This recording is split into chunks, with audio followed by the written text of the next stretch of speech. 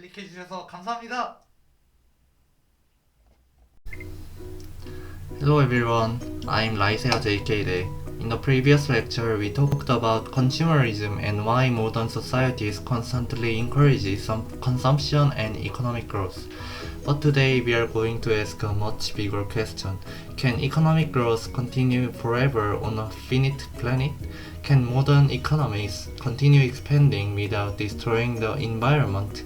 Why is climate change considered not only an environmental issue but also an economic issue? And how will energy, technology, and policy shape the future of human civilization? Today we will explore climate change, sustainability, energy systems, and the future of the global economy. Let's begin. First, let's understand something important. Modern economic growth has been deeply connected to energy. Factories, transportation, electricity, agriculture, digital infrastructure. All of these systems require enormous amounts of energy. Historically, much of this energy came from fossil fuels, coal, oil, natural gas. These energy sources helped create industrial civilization and dramatically increased living standards. However, they also created major environmental consequences.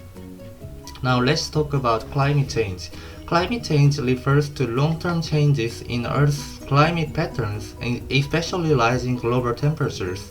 One major cause is greenhouse gas emissions. When fossil fuels are burned, they release gases such as carbon dioxide into the atmosphere. These gases trap heat and contribute to global warming. Now here is something very important. Climate change is not only about weather, it also affects economies directly. For example, natural disasters damage infrastructure, droughts affect agriculture, rising sea levels threaten coastal cities, extreme heat reduces productivity, resource shortages increase instability. Climate change creates enormous economic costs. Now let's discuss externalities again.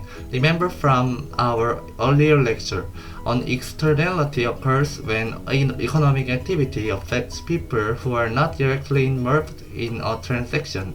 Pollution is one of the most important negative externalities in economics.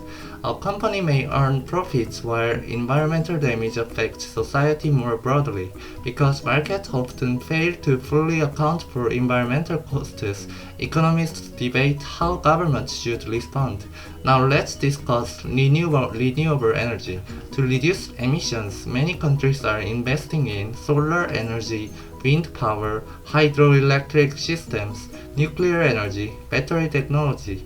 The goal is to transition toward cleaner energy systems. Supporters argue renewable energy can reduce pollution and create sustainable long-term growth. However, transitions are difficult and expensive. Now here is an important economic challenge. Modern economies depend heavily on continuous growth. Governments want more jobs, higher incomes, greater productivity. Businesses seek expansion and profit. Consumers demand products and services. But infinite growth on a finite planet creates tension. This raises a major question in economics. Can sustainable growth truly exist? Some economists believe technology will solve many environmental problems. For example, cleaner energy, more efficient production, carbon capture technology, electric transportation, artificial intelligence optimization. They argue innovation can decouple economic growth from environmental destruction. Others are more skeptical. They argue endless consumption and production are fundamentally unsustainable. Some critics believe societies must rethink consumption habits, economic priorities, resource use, definitions of success. This debate continues worldwide. Now let's discuss climate policy. Governments use many tools to address environmental problems. For example, carbon taxes, environmental regulations, renewable energy subsidies, international climate agreements. The idea is to create incentives for cleaner economic behavior. But climate policy is politically difficult. Why? Because environmental protection often involves economic trade-offs. For example, stricter environmental regulations may increase business costs. Energy transitions may disrupt industries and jobs. Consumers may face higher prices temporarily. Economics helps societies think about these difficult trade-offs carefully. Now let's connect this to inequality. Climate change does not affect everyone equally. Poorer countries and vulnerable populations are often more exposed to environmental risks. At the same time, wealthier countries historically produced much larger amounts of greenhouse gases. This creates global debates about fairness and responsibility. Now let's talk about the future. The next century may involve one of the largest economic transformations in human history. Energy systems may change completely. Transportation may become electric. Cities may become more sustainable. Technology may dramatically reshape production and consumption, but these transitions will require an enormous investment, cooperation, and innovation. Now here is one final important idea. Economics is not only about maximizing production, it is also about long-term survival and human well-being. A successful economy must eventually answer difficult questions.